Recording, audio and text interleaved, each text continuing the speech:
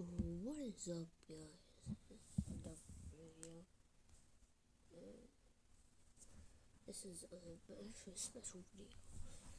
Yes, we're going to react to the tornado before El Reno. That was wider than El Reno before El Reno happened. Yes, that is the 2004 Hallam, Nebraska F4. The F4, 2004 Hallam F4 for El Reno. Let's get started. This is Manny Boss Local Studio. Shout out to him for making this video. What is the secret atmospheric mechanism behind the largest tornadoes ever recorded? How do these rare super tornadoes form? The average width of a tornado is about 275 meters or 0.17 miles. That's about 3 city blocks wide. Pretty large, actually, but they can get much, much larger. The 2020 Cookeville, Tennessee EF4, one of the most significant tornadoes in the past 5 years, was double the average tornado size, approaching 500 meters or 0.31 miles wide, about 6 city blocks wide. One of last year's worst tornado events, the Greenfield, Iowa EF4, had a peak width of 1,200 meters or about 0.75 miles wide. But we're just getting started. The 2011 Hackleburg-Phil Campbell EF5, one of the strongest tornadoes ever recorded, had a peak width of 2,000 meters or 1.25 miles wide. The Hackleburg-Phil Campbell EF5 is literally one of the largest and most destructive tornadoes ever. Yeah, that's because it ripped the anchor bolts out of the ground. Like Bridge Creek, Oklahoma. It ripped the thing out the ground because the house was super well built. Mostly out of brick. Scrap metal brick. Yes. You can see his face. Like, this dude is staring into my soul. Yeah, this is destructive because it was 2011. It's a bad year for tornadoes. An incredibly rare, massive tornado event. But what if I told you that there have been a few tornadoes that were double the size of that tornado? There is, of course, the 2013 El Reno EF3. Yes, it was. He marked out the EF5 versus EF5 because it wasn't close to EF5. Even though it had the right wind speeds, it didn't have the right wind. That was an insane 4,200 meters wide or 2.6 miles wide. And then there's the often forgotten about but just as significant 2004 Hallam, Nebraska F4, which had a peak width of 4,000 meters or 2.5 miles wide. That is absolutely massive. Can you imagine a tornado of this magnitude and size tearing through downtown Oklahoma City? Insane. Now, the 2013 El Reno, Oklahoma tornado may have been the largest in recorded history, but the 2004 Hallam, Nebraska F4 was essentially the same size, only 200 meters in diameter smaller. But it doesn't get hardly the same amount of attention as its slightly bigger brother, El Reno. And this is a shame because the 2004 Hallam F4 is in many ways actually more interesting than the 2013 El Reno tornado. Don't get me wrong, I think the 2013 El Reno EF3 is very intriguing. It's one of the strangest meteorological events ever recorded. But there is a few interesting aspects about the Hallam F4 that make it unique from El Reno. And that's the topic of today's video. What were the unique meteorological conditions that came together to create this massive monster? How did a town directly in its path, Hallam, Nebraska, fare? And why do some meteorologists claim that the Hallam F4 should actually hold the title of largest of all time instead of El Reno? That is what we'll be discussing in today's video. But before we get to that, we gotta talk about a major problem in the modern world, and that is data breaches. Time and time again, I hear on the news about large websites and companies being hacked, leading to the release of millions of people's personal and private information. The only problem, these data breaches likely occur several months before being reported on. Provide a secure password manager, for sponsoring the video. During the early morning of May 22nd, 2004, the central U.S. plains, especially Kansas and Nebraska, were incredibly humid. Winds from the southeast were bringing in lots of moisture from the Gulf of Mexico. While there were winds coming in from the southeast, there were also cooler, upper-level winds coming in from the southwest. A low-pressure region was gradually getting stronger in northwest Kansas. Due to its limited eastward movement, southern Nebraska and northern Kansas would remain an ideal area for supercell and tornado development. The people down at the National Weather Service Storm Prediction Center saw the potential for a large tornado outbreak and began issuing warnings several days in advance. On the morning of the tornado itself, the Storm Prediction Center issued an outlook showing eastern Nebraska and western Iowa as a level 3 out of 5 moderate risk for severe weather.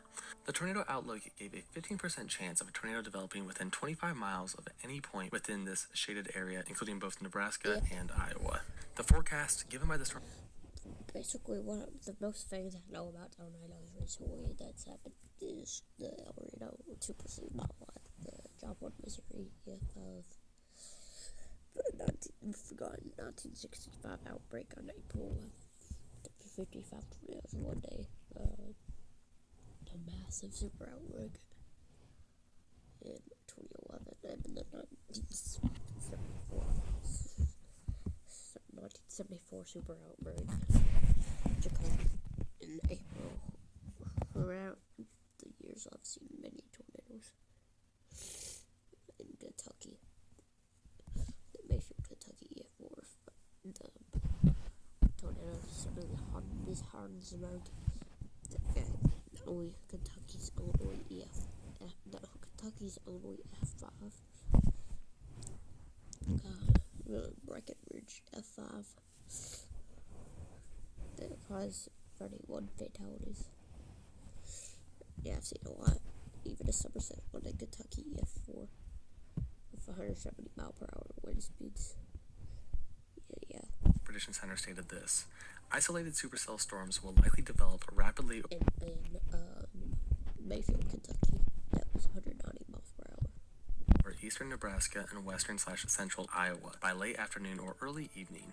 These storms appear to have the greatest risk for tornadoes due to very favorable low-level shear profiles and a moist boundary layer. And of course, as predicted, during the mid-afternoon, several supercells formed over Nebraska and Iowa. Several small tornadoes formed during the late afternoon in various locations. One of the first was an F1 that touched down over Furnace County, Nebraska. Another F1 tornado touched down in the late afternoon in Fremont County. This tornado traveled along the Platte River and ended up hitting a Walmart around 6 p.m. But none of these tornadoes could compare to what was to come. Around 6:45 p.m. in southeast Nebraska, a large cumulonimbus cloud that would eventually create one of the largest tornadoes of all time was rapidly forming. And I mean very rapidly. Southeast Nebraska was primed for supercell development, and a small cumulus rain shower quickly transformed into a large supercell in just 30 minutes. Oklahoma University meteorology students Gabe Garfield, Jeff Snyder, and Brent Shambaugh were heading west near Fairbury, Nebraska, straight towards the supercell, hoping to capture footage of a tornado at its base. Gabe, Jeff, and Brent were some of the few storm chasers who were able to document the entire record-breaking Hallam tornado. Date is May 22nd, 2004, near the town of, I can't remember, Fairfield or Fairview, Nebraska. Heading west on 136, went through Beatrice, got a ticket. Gabe, Brent, and Jeff wouldn't have to wait long. The initial phases of a tornado were beginning to form right as they arrived. Hey, spin! How did that happen? See it. It's like right here. Like right here. Like this little cloud. Or is this the one over there? That happened so fast! Holy cow! Look at that rotation, too. That got its act together and fast! Get your camera, Brent! It's gonna be a pretty big Get your tornado. camera! That's gotta be a big tornado! The first tornado is not the Hallam tornado itself, but a precursor. it's not While it the only Hallam. briefly touched down north of Hebron, receiving an F0 rating, the motion of the mesocyclone is absolutely insane, something that the storm chasers take note of. Look at the motion! I know! This thing is a beast! The supercell continued to the northeast, and the OU meteorology students continued chasing it down. Even at the very beginning of its life cycle, these storm chasers could tell this supercell was unique. And it wouldn't take long for another, more significant tornado to form. Around 7 p.m., just north of Alexandria, Nebraska, an F2 rapidly came together. This F2 traveled 8 miles, causing minor damage to several homes. Now, one common theme with many of the tornadoes from this storm is that they were surrounded by loads and loads of dust. You've heard of rain-wrapped tornadoes? Well, many of these tornadoes were dust-wrapped, making them often hard to make out. For example, the OU storm chasers did see the very That's a little... end of the Alexandria, Nebraska F2, but they really couldn't tell what was going on because of all the dust. Something on the backside of that. Oh my gosh, it's a huge tornado, man! I can't tell. It's a huge tornado! The thing about the time, like, at this time and before El Reno was a thing, and before it was happened, Hallam F4 deserves the largest tornado in history because one, it was 2.5 miles wide. It came first after a year after 1 year or two, a few years after El Reno in 2013. After Bourne, Oklahoma, Newcastle, Bourne, Oklahoma, EF5, because that tornado came a day prior. So yes, Hallam, Nebraska, 2004 Hallam, Nebraska F4 deserves the largest title for largest tornado recorded. Finally, around 7:30 Central Time, the initial formation of the record-breaking Hallam tornado began just west of the town of Dakin. The OU storm chasers were actually in Dakin at the time and were able to capture it on film. At first, it would appear as a beautiful white cone tornado descending from within the wall cloud. We're about 36 miles west of Beatrice, moving northeast at 20 miles. Very much on the ground. Locations impacted include Dakin, Tobias. I'll tell you when. This is a dangerous situation. Act quickly. So he's gonna get big fast. Look at how low the backside of that mezzo. Yep. Otherwise, go to a small interior room on the lowest floor of the building. Get out of the road. This is the song of the You day. idiots. It was at this moment that Gabe captured something remarkable on film. So here's the tornado, right? Yeah, the tornado's right But what there. is this? Is this also a part of the tornado? Yes. Not exactly. This is a Not rotating really. wall cloud, aka a spinning cloud extending Yes. from the base of The rotating wall cloud, that's the cloud that, so as the storm forms, it's gonna disappears only when the tornado is gonna, when it'll gain strength, it'll appear out of nowhere. But that part never hits the ground. supercell itself. When the warm air beneath the supercell what rises, does, it begins to cool, eventually reaching its It'll lower itself deeper to the closest dew point where it turns into condensation, and then you have a wall cloud. Really, it's a part of the supercell mesocyclone lowering from the cloud base. But just take a look at this tornado and its parent wall cloud. Like, this is crazy. Look how low and prominent this wall cloud is compared to its parent supercell. And look how fast it's spinning. This is not a typical mesocyclonic wall cloud, and all of this may play a key role in massive tornado formation. So what are the key factors behind the development of extremely large tornadoes? Well, there is actually something known as a super tornado, also Yes. referred to as a mega Mega wedge. wedge. This is its like El Reno. own class of tornadoes. It's an extremely rare breed of tornadoes that is still a bit perplexing to researchers and meteorologists to this day.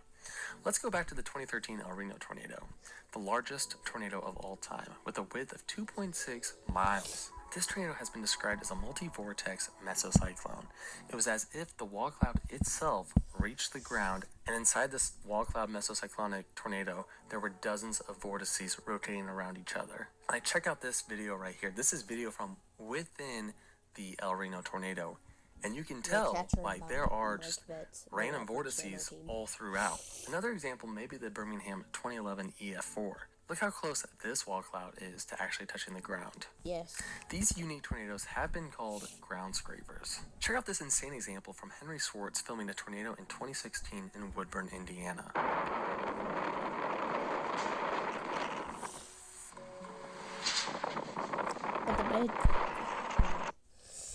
But the main tornado is like right. Main tornado is right here, above the trees. That's where the main tornado is. But the wall cloud is right here. What about this? This is part of the clouds. And this is the. And so this wall.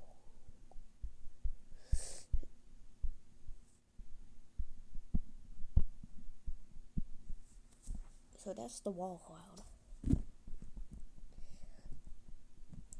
And the main funnel stretches right there. Like right here. Where where those trees are.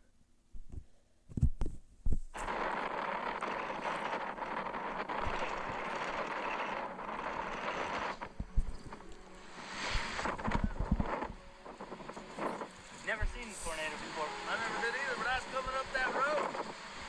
And I was like, getting dodge. Yeah. You know what I mean?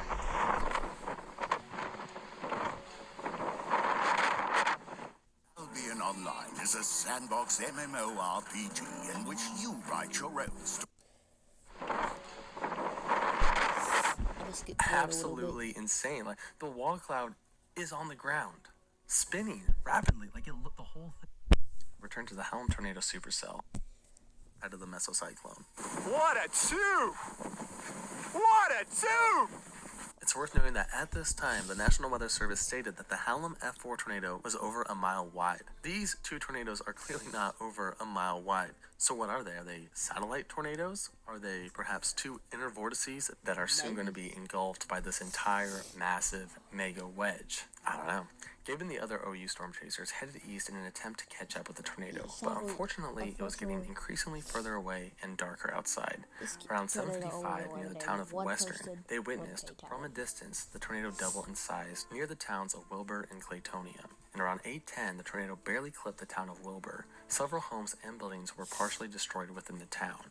But thankfully, the main portion of the tornado was still over a rural area. Around this time, the Storm Prediction Center upgraded their convective outlook, now showing a level 4 out of 5 high risk for severe weather. The tornado probability map also increased to a 25% chance of a tornado forming within 25 miles over eastern Nebraska or western Iowa. In fact, in the report they stated, tornado outbreak in progress from eastern Nebraska to central Iowa. The tornado was nearly 2.2 miles wide at this point, already breaking records. As it continued to the northeast, it struck several farmsteads near the town of Claytonia. It was around this moment in the tornado's life cycle when it strengthened from an F2 to a more significant F4.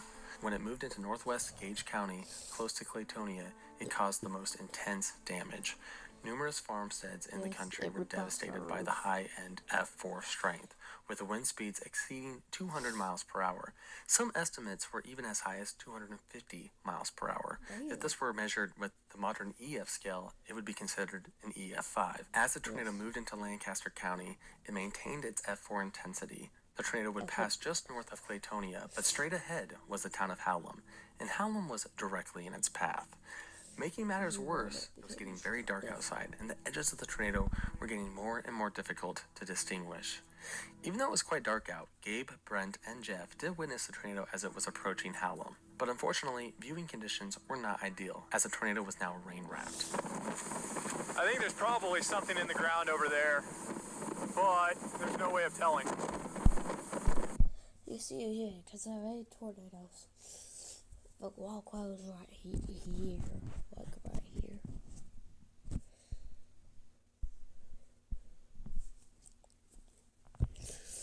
Like the wall clouds right there, but they don't see it because it's hard to see a rain-wrapped tornado. Like right, here's the wall cloud. Here's a part of the wall cloud. Here's the main tornado, and a part of the sky cloud.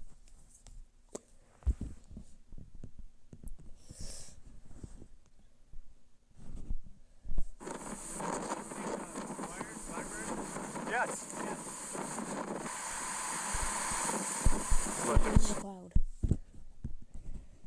But here's the wall cloud. And here's the funnel. There's the wall cloud up here. The funnel was down here.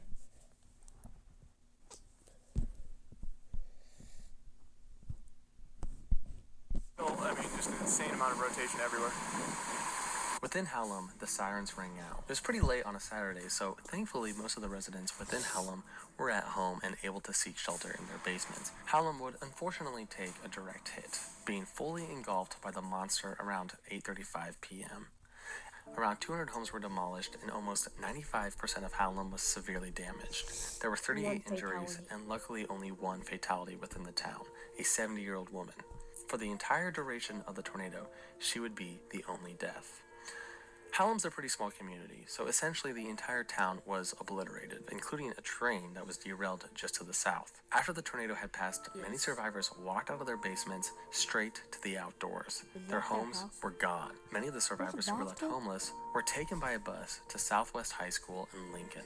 As the massive tornado left the city of Hallam, it decreased in size significantly to almost a mile wide, so still very large. The small towns of Hickman, Firth, Panama, and Bennett were thankfully not within the path of the tornado.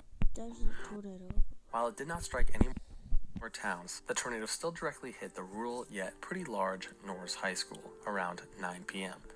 This is, by the way, this is a massive high school, like out in the middle of the country. Anyway, since the school year had ended the day before, on Friday, May 21st, the building was mostly deserted when the tornado struck. There was one instructor present, Phil Severson, an 8th grade math teacher who was finishing up his final grades. Severson claimed that he could hear the roar get louder and louder and that the entire building began to shake. His classroom only had minor damage, but the room right next to his had been completely destroyed. The roof had caved in. There were 11 other individuals inside the school at the time who were all able to seek shelter and make it out alive. Significant damage was done to the school, including the destruction of the football field, the auditorium's roof, and the school bus barn that housed 30 to 40 buses. Like toys, these buses were flung all over the school property. On the roof, some of them were on the track. There were buses everywhere. It would take about a year to complete all the repairs, and during the 2004 to 2005 school year, the students had to study in a remote location. After heavily damaging the school with F2 strength, the tornado clipped the town of Bennett, Nebraska around 9 p.m. It was near the town of Bennett that the tornado caused F3 damage to a few rural homes. Finally, around 9:10 p.m., the record-breaking tornado dissipated in rural Otto County, Nebraska. Mike Johans, the governor of Nebraska at the time, took a tour of the region just after the event. According to him, the destruction was among the worst Nebraska had been. Need a virtual assistant? AI can help with that. Explore free training today. Huh, the new alcohol-free extra mild Listerine. Smooth, delicious mint. All in all, the tornado lasted 1 hour and 40 minutes, traveling a massive 52 miles. Total damage estimated to be over $160 million. Here's why I think the Hallam, Nebraska F4 should have been in EF5 and F5 instead of El Reno. Well, El Reno wasn't in EF5, it was in EF3.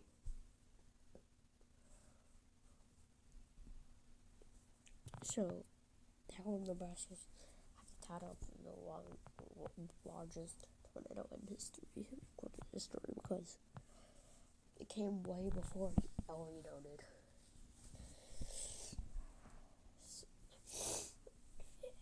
Like a few years after El Reno happened in 2004. So yes, Nebraska F4 deserves to hold the title as the largest tornado in recorded history. 2004 money, close to $210 million today. The Hallam F4 held the record for the largest tornado ever documented for almost 10 years. It was the largest tornado until 10 years after it, dethroned by the El Reno tornado. Until it was dethroned by the 2013 El Reno EF3. But Hallam is still quite unique when compared to the El Reno tornado. In fact, one could make an argument that technically the Hallam F4 should hold the title of largest tornado ever recorded, as it does hold the record for the largest condensation funnel ever recorded. What does that mean? Well, a condensation funnel is the funnel of the tornado. Tornadoes are full of different, debris, dirt, grass, structures. But when you witness a tornado, you also see its condensation funnel. That's that smooth-looking cloud. A tornado is a region of low pressure, and depending on humidity and atmospheric conditions, the rotating air within the tornado can reach its condensation point. So the Hallam tornado has the largest confirmed condensation funnel ever. It was difficult to see because it was so dark out and so rain-wrapped, but there are a few photos out. You can just see the inner vortices all over the place. But El Reno was never fully organized as a full-on condensation funnel like the 2004 Hallam F4. Either way, both tornadoes are insane weather events. I don't know. Please comment your theories below. And with that said, thank you so much for watching, and we'll see you next time. Well, that was it for the video. Shout out to Swaggo Studios for making this awesome video. Enjoyable for me to watch. He should deserve a diamond play button or a diamond play button by now. Make sure you go subscribe to him. And without further ado, peace out.